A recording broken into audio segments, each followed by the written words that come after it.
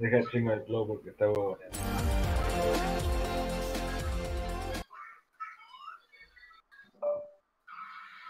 Uy. Ay, el otro pendejo se metió. Digo, ¿qué tan rápido? Me rechazó la llamada, el puto.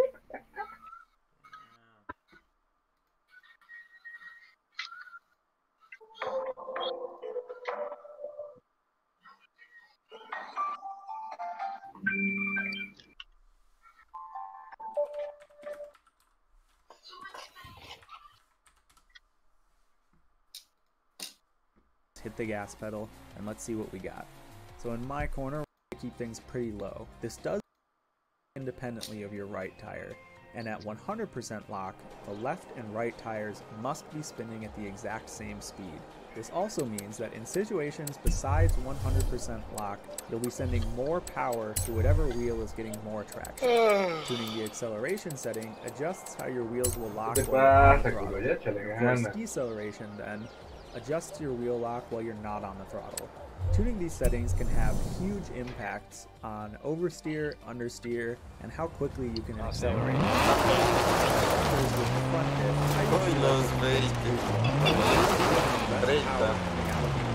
Sí, quizá, boludo, me está pegando los 30. Se me están cayendo sus dientecitos de leche. Front diff, I usually like to keep things pretty low. This does give me less power coming out of a corner, but it also decreases my understeer.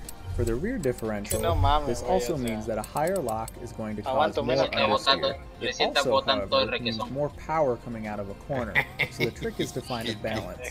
Too low and you lose power, too high and you lose grip. I usually like to keep this setting somewhere around 40 to 50 to begin with, and adjusting it in small increments. You'll notice that for both the front and rear differentials, I'm leaving the deceleration setting at 0%. This is more of a personal preference, but I find that can really help to regain traction. Now the center differential is a little bit different from the other two, because instead of deciding how much power goes to either the left or the right wheel, it decides how much power is going to either the front or the rear of the car. This is basically how you adjust between having a car that handles more like a rear-wheel drive or more like a front-wheel drive. In most situations, you want this to be more towards the rear, because having more power sent to the rear wheels will increase your oversteer. However, just like with the other settings, having this set too high kind of defeats the purpose of having an all-wheel drive car in the first place, and it can cause a loss of traction. I typically leave this around 70 to 90%, but this is one that is very important to play with while you're tuning.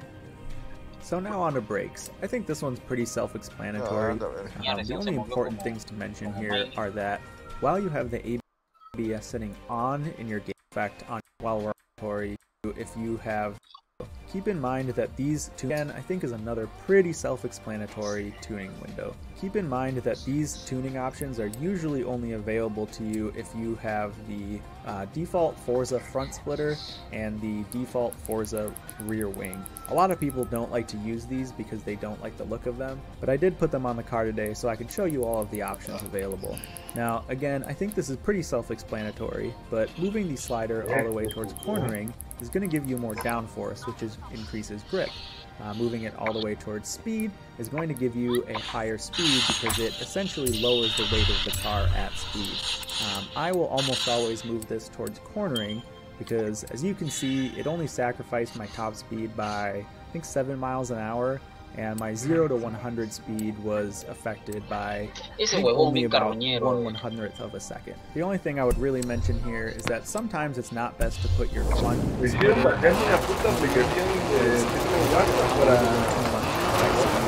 that can cause a loss of grip. So let's just put that down. Alright, so now let's look at damping, and I hope you're ready for some math, because we're going to be using a formula for the next 3 tuning windows. And for that formula, you need to know your weight distribution. So we're actually going to back out, go to the custom upgrades. I'm just going to click on the air filter option because that's the first one. There's no reason I'm picking this specifically. If you notice, kind of in the left part of the screen, under my weight, there's front 55%. That means that there is 55% of the weight on the front wheels, 45% on the rear wheels. So front, you notice 55%. That means that there is 55% of the weight on the front wheels, 45% on the rear wheels. So let's take that back to damping and I'll show you the formula. Alright, so let's break this down. The max stands for the max possible setting for what you're adjusting. In this case, that's 20. Min then stands for the minimum.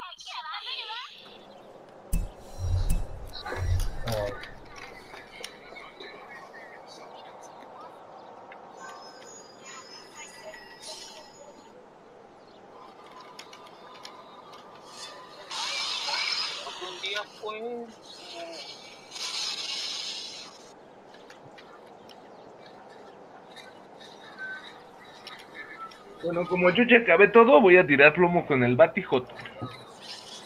Vale. Te pesqué. Vamos, batijoto, Lag Squad. Hola, hola. Hola, Me mataron. Pinche Kaiser. Ya deja de huevonear, Puta. Ya entra pinche Kaiser para carrearte. No, le dije que a mi maquinita que iba a entrar y ya se alentó, güey. ¿Qué pasó?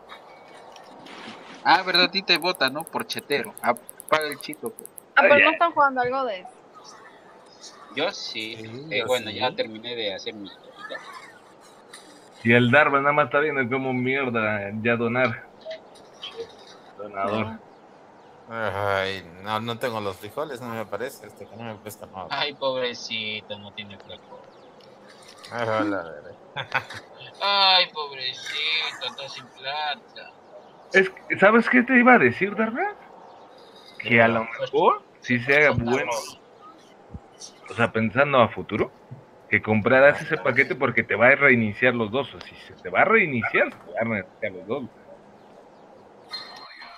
Chai debe saber de eso, Exacto. Chai, cuando se te reiniciaron los frijoles, se te reinició el otro paquete también que se llama algo de nivelación o algo así, ¿no? Que por niveles te va...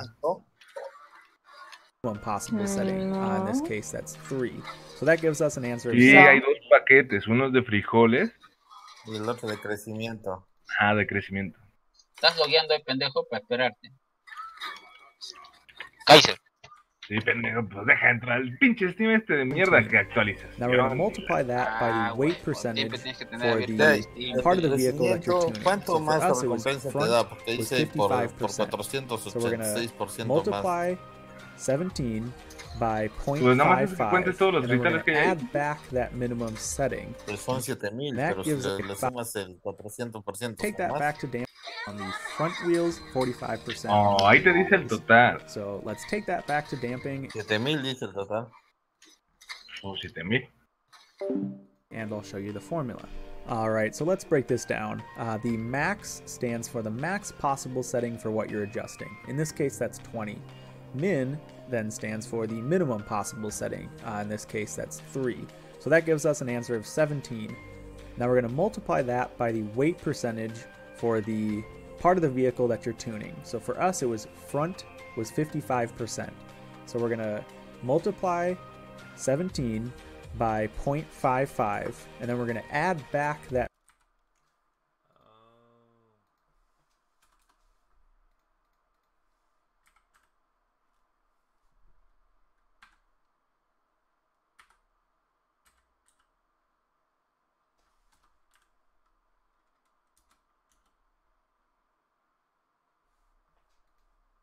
minimum setting, and that gives us an answer of, let me just put this on my calculator here,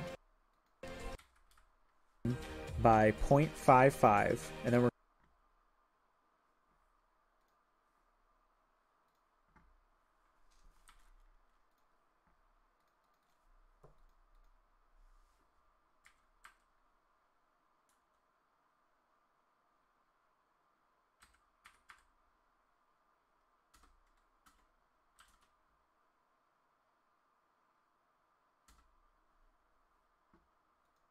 going to add back that minimum setting, and that gives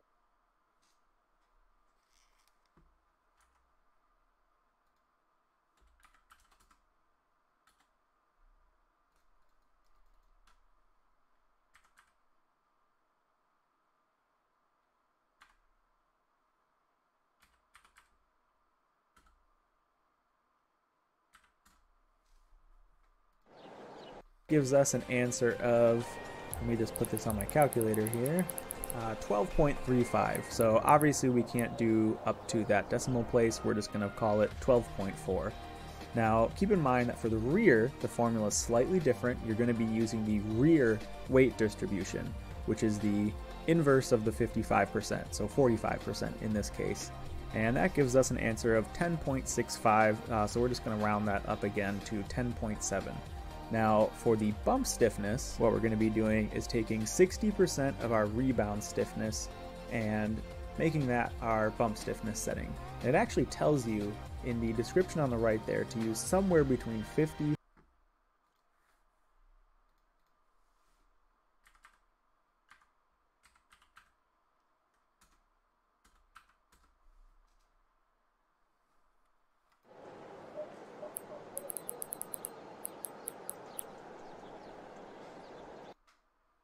and 75% of the rebound stiffness. Gives us an answer of 10.65, so we're just going to round that up again to 10.7. Now for the bump stiffness, what we're going to be doing is taking 60% of our rebound stiffness and making that our bump stiffness setting. And it actually tells you in the description on the right there to use somewhere between 50 and 75% of the rebound stiffness. So I've always felt that 60% is a good middle ground, good starting point to use. So that gives us values in the front of 7.5 and in the rear, let me see here, that's going to be 6.4. Alright, so before we move on to springs, I do just want to discuss a little bit what these settings mean. Bump stiffness is adjusting how your suspension reacts to bumps, which is being compressed 0.7. Now for the bump stiffness, what we're going to be doing is taking 60% of our rebound stiffness and making that our bump stiffness setting. And it actually tells you in the description on the right there to use somewhere between 50 and 75% of the rebound stiffness. So I've always felt that 60% is a good middle ground, good starting point to use. So that gives us values in the front of 7.5 and in the rear, let me see here, that's going to be 6.4. Alright, so before we move on to springs, I do just want to discuss a little bit what these settings mean. Bump stiffness is adjusting how your suspension reacts to bumps, which is being compressed, and rebound is how a little bit what point rear, let me see, is in the front of 7.5 and in the rear, let me discuss values in the that 60% is a good middle 5 and in the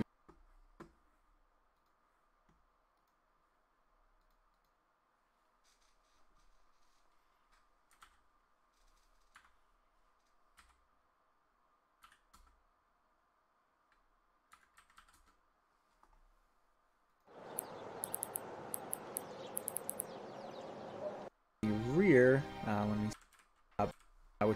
rebound ability on the springs. And we're going to be going back to that formula. So let's put things all the way to the max. That gives us a value of 1412.2. And we're going to subtract from that the minimum value, which is 282.4. And then we're going to take that, we're going to multiply it by 0.55, which is our front weight distribution. And that gives us a value of about 903.9. And now let's do the same thing in the rear, and remember we're not using 0.55 for the rear, we'll be using 0.45, which is the rear weight distribution. And that gives us a value of 790.8. Weight distribution surfaces, etc. So with that said, let's move on to springs. And we're going to be going back to that formula. So let's put things all the way to the max. That gives us a value of 1412.